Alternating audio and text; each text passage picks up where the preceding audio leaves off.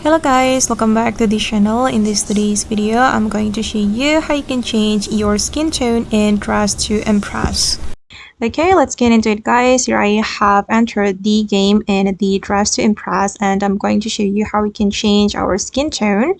And as you can see, this is my current skin tone, and if we want to change the skin tone, we can go to the skin tone section nearby the salon.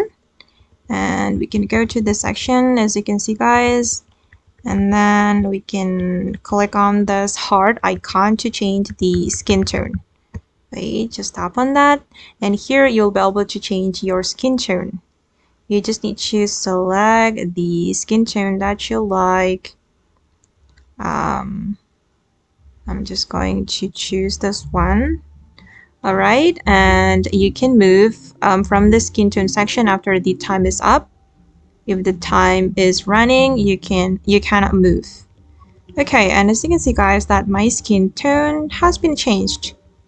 Okay guys, and that's all the way to change skin tone in Dress to Impress. I hope this tutorial will be useful for you.